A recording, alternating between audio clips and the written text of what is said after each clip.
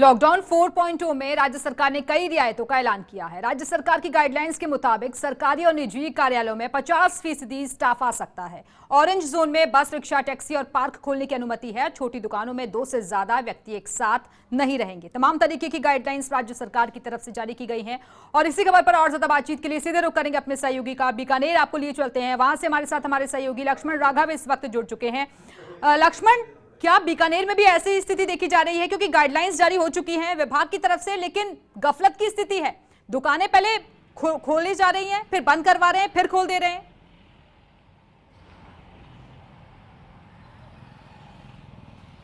देखिए, थोड़ी बहुत दिक्कत कुछ इलाकों में कही जा सकती है। बीकानेर पूरा रेड जोन है, हालांकि यहाँ पर अपने अपने तरीके से खास बात यह है कि पुलिस प्रशासन भी उतना ही मुस्तैद नज़र आ रहा है। जो इलाके के थानाधिकारी हैं वो अपने अपने हिसाब से फेसबुक पर, सोशल मीडिया पर जानकारी दे रहे हैं कि किस इलाकों में क्या क्या खुला रहेगा। तो एक अच्छी पहल है। इस वक्त हमारे साथ CO सिटी सुभाष हैं और साथ ही साथ नया शहर थानाधिकारी गुरु भूपेंद्र हैं। दोनों से हम समझ लेते हैं रेड जोन के बाद किस तरह की दिक्कत आ रही है। क्या कोई आपके जो व्यापारी हैं उनसे बातचीत हुई, कहीं कोई शिकायत आ रही है या कुछ ऐसी दिक्कत हो रही है?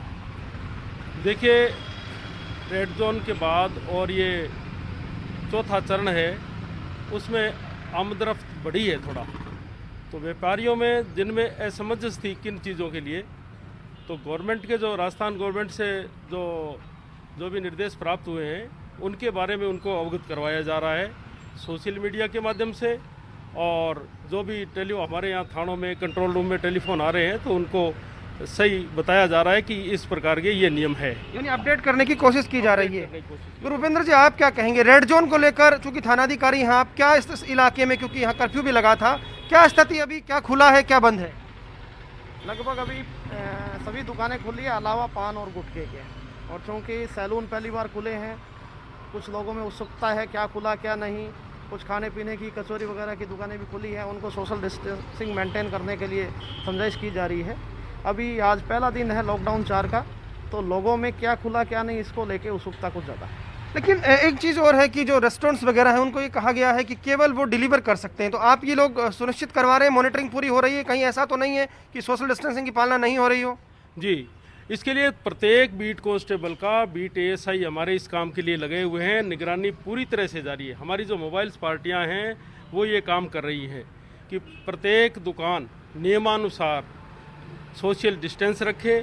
हमारा ये सबसे पहला कर्तव्य या ड्यूटी ये कर रखी है कि प्रत्येक आदमी बिना मास्क के नहीं घूमे, कोई भी आदमी बिना मास्क के नहीं घूमे।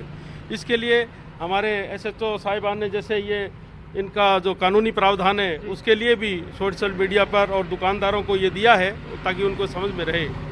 और इसके लिए पूरा प्रयास करें, सोशल डिस्टेंस रहे, मास्क लगा करके रहे और जो भी आदेश निर्देश आए हैं उनकी पूर्णतया से पालना हो। देखिए, एक अच्छी चीज़ हुई है इस तरह से, जो है प्रत्येक थाने में, ऐसा नहीं है एक ही थाने में, सभी थानों में ये बताया गया है जो सार्वजनिक स्थान पर थूकने पर जुर्माना है, शराब पीने पर है, तंबाकू खाने पर है। तो एक अच्छी कोशिश है कि आप कोशिश कर रहे हैं कि जागरूकता आए ताकि दंड कम लगे।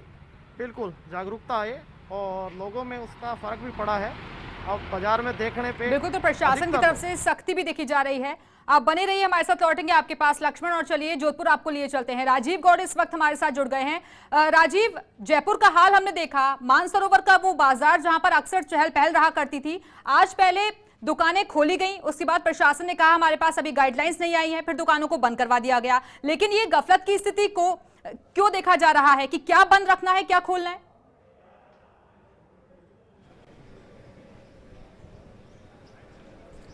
देखिए दिव्या, इस वक्त हम जोधपुर के घंटाघर इलाके में हैं। ऐतिहासिक घंटाघर है, रेड जोन इलाका है और कर्फ्यूग्रस्त इलाका है। ये तस्वीर पहले आप देखिए कि किस तरीके से पुलिस की जो पूरी टीम है वो पूरी मुस्तैदी से, परिंदा पर नहीं मार सकता। दूसरी तस्वीर आप ऊपर देखिए, मास्क लगा करके सोशल डिस्टेंस की पालना घर से बैठे हुए जो लोग कर रहे हैं, ये तस्वीर है। लेकिन इसके उलट अगर बात करें, जोधपुर में DCP प्रीति चंद्रा और धर्मेंद्र सिंह अपने अपने इलाकों में अलर्ट हैं। Police commissioner Prafulla Kumar monitoring कर रहे हैं। फिलहाल गफलत की स्थिति नहीं है, क्योंकि जो रेड जोन, ऑरेंज और ग्रीन को यहाँ समझ लिया गया। लेकिन कर्फ्यूग्रस्त इलाके में घर घर लोगों को सामान डिलीवर किया जा रहा है, चाहे दूध हो, चाहे राशन की सामग्री हो। उन सब पर बात करें, इस इलाके के जो SHO, उनसे बात कर लेते हैं। क्या किस तरीके से आप हालात को कंट्रोल में किया, कौन कौन सी छूट दी गई, कैसे उसको दी गई?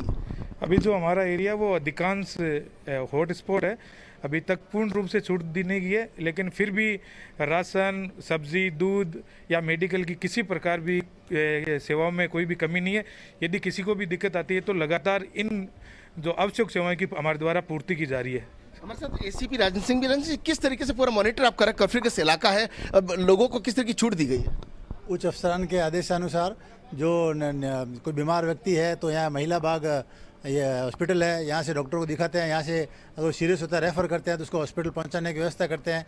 यहाँ प्रशासन की तरफ से ऑटो टैक्सी भी उपलब्ध कराई गई है, किसी के पास साधन नहीं है तो उससे भी हम हमारे स्टाफ के द्वारा पहुँचा देते हैं। और जो भी कोई इमरजेंसी है उसमें हम उनको जाने की छूट देते हैं। बाकी सब तरह की 41 के करीब तापमान है। निशा भटनागर अधिकारी है, चौथी पीढ़ी पुलिस में, वो यहाँ सेवा दे रही है। मैडम, अंदर किस तरह के हालात हैं?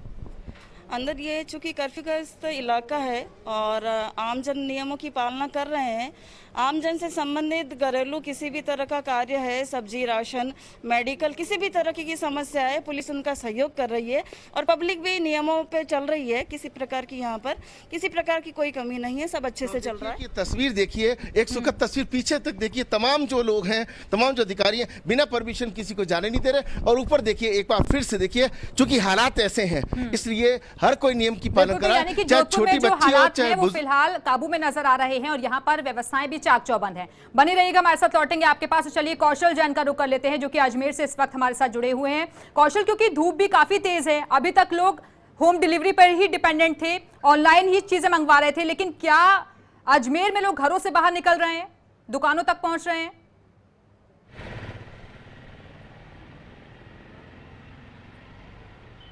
जी देखिए, जहाँ तक बात करें हम लोगों के घरों से निकलने की, दुकानों तक पहुँचने की, तो अजमेर के अंदर कई इलाके ऐसे हैं जो रेड जोन जैसी कैटेगरी के अंदर आते हैं, लेकिन बहुत सारे इलाके ऐसे भी हैं जहाँ पर आम जनजीवन सामान्य हो चुका है। मेरे कैमरा पर्सन तीरथ आपको एक नज़ारा ऐसा दिखा रहे हैं जहाँ पर जनजीवन पूरी तरह से सामान्य जैसा होता जा रहा है। दुकानें पूरी तरह से खुली हुई हैं, लोगों की आवाजाही दुकानों पे हो रही है और सड़कों पर भी जो वाहन है उनकी आवाजाही लगातार दिखाई दे रही है। यहाँ पर जितने भी लोग आप देख पा रहे हैं, वो चाहे पुलिसकर्मी हो चाहे आम सिविलियंस हो, सभी के मुँह पर मास्क लगा हुआ है। और अब जैसी गाइडलाइन जारी हुई है कि दोपहिया वाहनों पर 2 जने सवार होकर चल पाएंगे, तो यहाँ पर भी हम 2 जनों को देख पा रहे हैं। लेकिन अब मैं आपको इसका दूसरा पहलू दिखाता हूँ, जहाँ मेरे कैमरा पर्सन आप दिखाएंगे। जो रेड जोन है ये पूरी तरह से कंटेनमेंट इलाका है और यहाँ पर जो आवाजाही है लोगों की, वो अनुमत जो लोग हैं उन्हीं को सिर्फ आने जाने की इजाज़त दी जा रही है।